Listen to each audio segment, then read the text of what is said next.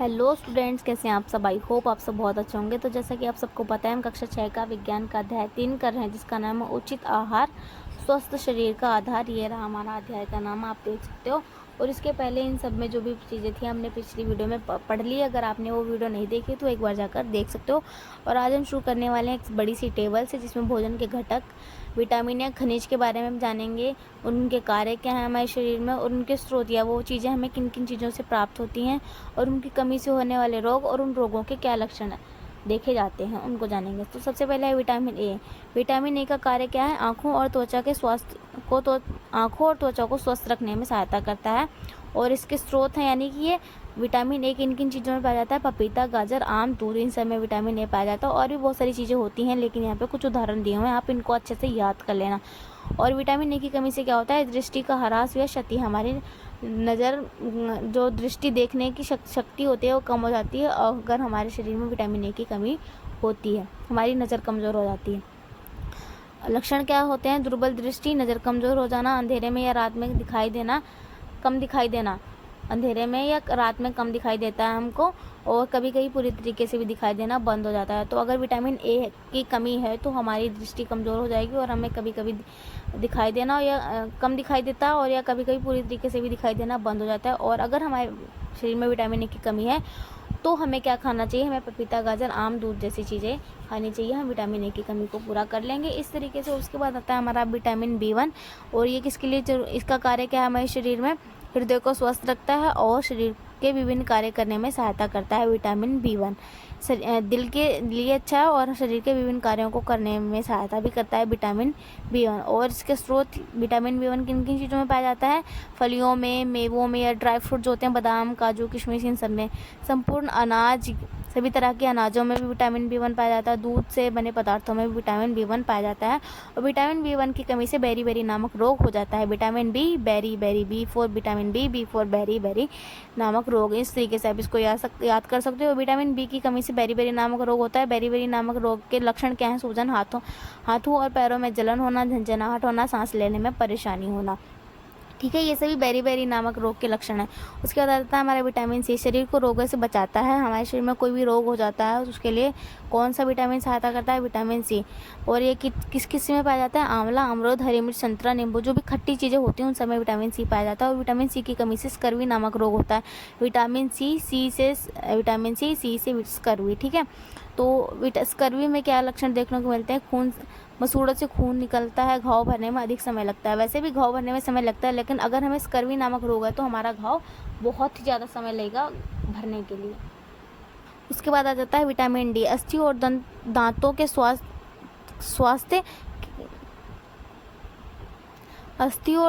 स्वास्थ्य के लिए शरीर में कैल्शियम के अवशोषण में सहायता करता है। जो भी चीज़ें हम खाते पीते हैं उनमें जो भी कैल्शियम मौजूद होता है, उस कैल्शियम को अवशोषित करने में, उन चीज़ों से उस कैल्शियम को अवशोषित करने में विटामिन डी सहायता करता है। लेकिन अगर विटामिन डी की कमी होगी तो हमारे शरीर में जो भी चीज़ें हम खा रहे हैं उनमें जो कैल्शियम है वो अवशोषित नहीं होगा। अगर अवशोषित नहीं होगा तो वो हमारी हड्डियों में और हमारे दांतों तक नहीं पहुँचेगा, जिसकी वजह से हमारी हड्डियाँ और दांत कमज़ोर हो जाएंगे।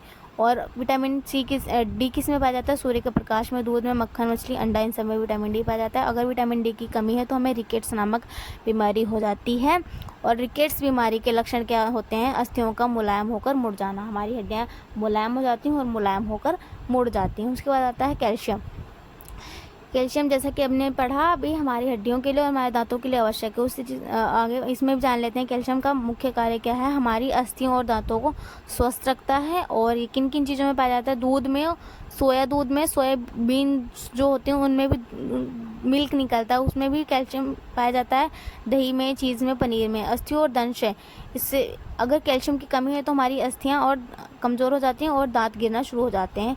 और इसके लक्षण हैं दुर्बल अस्थियाँ, दंश, सेम बात है। ठीक है, उसके बाद आता है हमारा आयोडीन। शारीरिक और मानसिक क्रियाओं में सहायता करता है। आयोडीन हमारे शारीरिक और मानसिक स्वास्थ्य के लिए भी बहुत ज़्यादा ज़रूरी है। मतलब हमारा बुद्धि, हमारा दिमाग अच्छे से काम करे, इसके लिए हमारे शरीर में अगर आयोडीन प्रचुर मात्रा में है तो हमारा मानसिक स्वास्थ्य अच्छा रहेगा, शारीरिक स्वास्थ्य भी अच्छा रहेगा। और आयोडीन हमें किन किन चीज़ों से प्राप्त होता है? आयोडीन युक्त नमक से, सिंघाड़ा से, समुद्री शैवाल से। और अगर आयोडीन की कमी है तो हमें घेंघा या ग्वाइटर नामक रोग होता है, और इसमें क्या होता है, गर्दन के आगे वाला भाग सूज जाता है। इसको हमने अपनी पिछली वीडियो में भी देखा था। इस तरीके का रोग हो जाता है, हमारे गर्दन का आगे वाला हिस्सा सूज जाता है।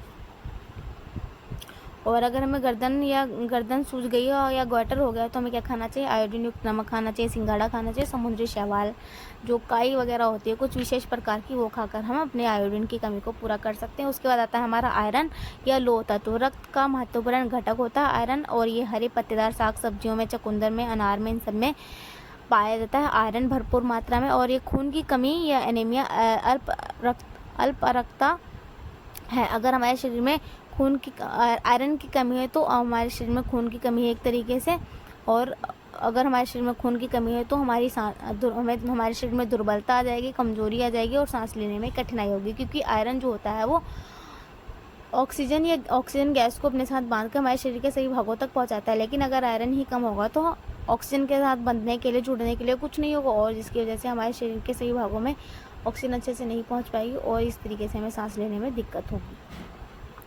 उसके बाद आप चाहते हैं, यहाँ पर दिया हुआ चित्र 3.5 में आपने ये सीखा कि विटामिन ए, B1, C और D और खनिज कैल्शियम, आयोडीन और आयरन खाद्य घटकों के 2 समूह हैं जो हमारे शरीर के विभिन्न रोगों से रक्षा करते हैं। लेकिन हम विटामिन और खनिज की कमी के कारण होने वाले रोगों या विकारों को कैसे ठीक कर सकते हैं। मान लो अगर हमें ये बीमारी हो जाती है, जैसे बेरी हो गई है, स्कर्वी हो गया, रिकट्स हो गया, अस्थि और दंश हो गया, घेंघा रोग हो गया, ग्वाइटर रोग हो गया, तो इन सबको हम ठीक करने के लिए ऐसी क्या चीज़ें खाएं जिससे ये बीमारियाँ ठीक हो जाती हैं। तो विटामिन ए की कमी से क्या होता है, हमारी दृष्टि कमजोर हो जाती है। उसके लिए हमें क्या खाना चाहिए, तो यहाँ दिया हुआ विटामिन ए के कुछ स्रोत पपीता, दूध, आम, गाजर। यहाँ पर विटामिन बी के कुछ स्रोत दिए हुए हैं, गेहूँ, दूध, चावल, अलसी के बीज, पनीर, कद्दू के बीज। ये सब खा के हम विटामिन बी की कमी से होने वाली जो भी बीमारी है जैसे कि बेरी उसको ठीक कर सकते हैं। और विटामिन सी की कमी से होता है हमें स्कर्वी, और अगर हमें स्कर्वी रोग हो गया तो हमें अमरूद, संतरा, टमाटर, हरी मिर्च, आंवला, नींबू जैसी चीज़ें खानी चाहिए। उसके बाद आता है हमारे पास विटामिन डी।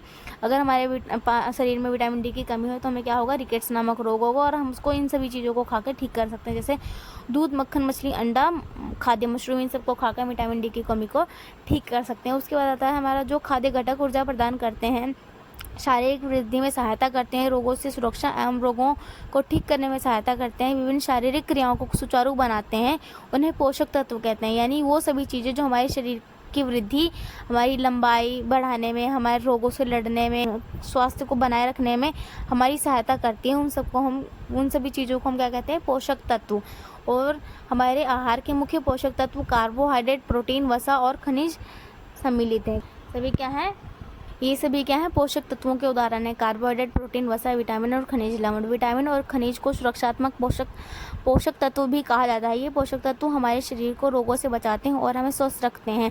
आपके माता पिता ने आपको नियमित रूप से दूध, हरे फल, साग सब्जी और साबुत अनाज खाने की सलाह दी होगी। ये खाद्य पदार्थ विटामिन और खनिजों से भरपूर है। यद्यपि विटामिन और खनिज की आवश्यकता अल्प मात्रा में होती है, लेकिन वे हमारे शरीर को स्वस्थ रखने के लिए आवश्यक हैं। यानी कि जो विटामिन और खनिज लवण है उनकी आवश्यकता हमारे शरीर को बहुत थोड़ी मात्रा में होती है। अगर हमें बहुत थोड़ी सी मात्रा में वो चाहिए होते हैं, लेकिन अगर वो थोड़ी सी मात्रा हमारे शरीर में कम है, नहीं पाए जा रहे हैं वो हमारे शरीर में थोड़ी सी मात्रा में, तो हमें कोई ना कोई बीमारी हो जाएगी विटामिन और खनिजों की कमी से। कच्ची और पकी हुई साग सब्जी में आप क्या अंतर देखते हैं? क्या आपने कभी देखा है कि पकाए जाने पर भाजी कभी कभी अपना चटक रंग खो देती है या नरम और कम कुरकुरी हो जाती है? खाना पकाते समय उच्च ताप के कारण उनमें से विटामिन सी जैसे कुछ पोषक तत्व भी नष्ट हो जाते हैं।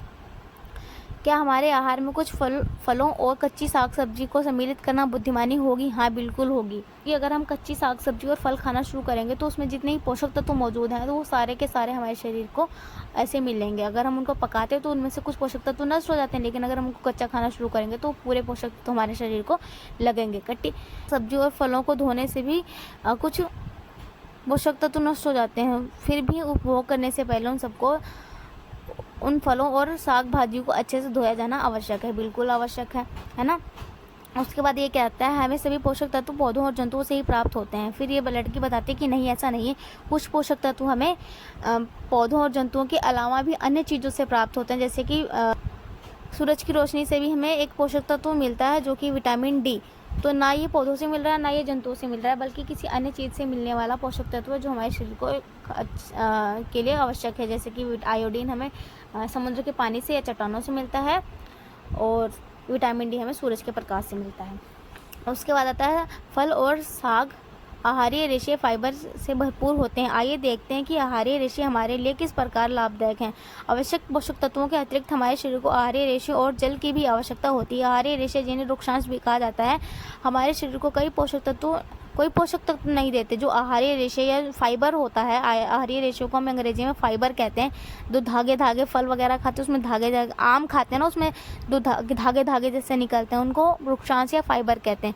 और ये हमारे शरीर को कोई पोषक तत्व नहीं देते, फिर भी ये हमारे आहार का एक आवश्यक घटक है। ये हमारे शरीर को अनपची आहार से छुटकारा दिलाने में मदद करता है और मल के सुचारू निकास को सुनिश्चित करता है। हमारे आहार में वृक्षांश मुख्य रूप से पादप उत्पादों द्वारा प्रदान किया जाता है। हरे पत्तेदार साग, ताजे फल, साबुत अनाज, दालें और मेवे वृक्षांश के अच्छे स्रोत होते हैं।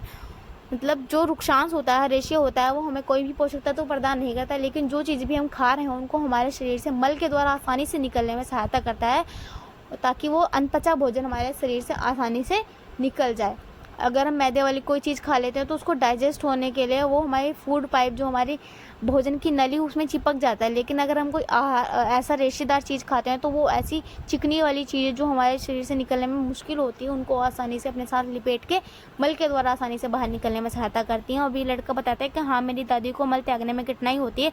अब मुझे समझ आया कि डॉक्टर ने उन्हें रेशे युक्त खाना खाने की सलाह क्यों दी, ताकि उन्हें उनका जो मल है वो अच्छे से त्यागा जाए, और अगर वो रेशे वाली खाने वाली चीज़, रेशेदार खाने की चीज़ें अपने भोजन में जोड़ती हैं। तो जहाँ तक संभव हो स्थानीय स्तर पर उगाया हुआ तथा पौधों से मिलने वाले खाद्य पदार्थों का सेवन किया जाना चाहिए, क्योंकि ये न केवल हमारे शरीर को स्वस्थ रखता है, बल्कि हमारे पर्यावरण और हमारे ग्रह पृथ्वी के लिए भी अच्छा है। जल भी हमारे भोजन का एक अनिवार्य अंश है। यह भोजन से पोषक तत्वों को अवशोषित करने में शरीर की सहायता करता है। यह पसीने और मूत्र के माध्यम से शरीर से अपशिष्ट पदार्थों को बाहर निकालता है। हमें स्वस्थ रखने के लिए नियमित रूप से जल भी पीना चाहिए। तो यहाँ पर ये बता रहे हैं कि हमें ऐसा खाना खाना चाहिए जो डायरेक्ट खेतों में उगा है, और कम प्रोसेस फैक्ट्रियों से बनी हुई चीज़ों को कम खाना चाहिए। खेतों में उगी हुई चीज़ें जैसे दाल, साग, सब्जी, ऐसी चीज़ें खानी चाहिए, क्योंकि ऐसी चीज़ें ना तो प्लास्टिक में पैक होके आ रही हैं, ना इनमें कोई केमिकल मिलाया जा रहा है, ना कुछ।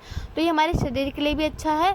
और अगर हम खेतों से निकली हुई चीज़ों को डायरेक्ट खाएंगे तो प्लास्टिक और अलग अलग तरह के केमिकल, रसायन, जो कि हमारी धरती में भी नहीं मिलेंगे। तो इस तरीके से हम अपने आप को भी बचाएंगे हानिकारक चीज़ों से, और अपनी धरती को, अपनी पृथ्वी को, अपनी मदरलैंड को भी बचा पाएंगे।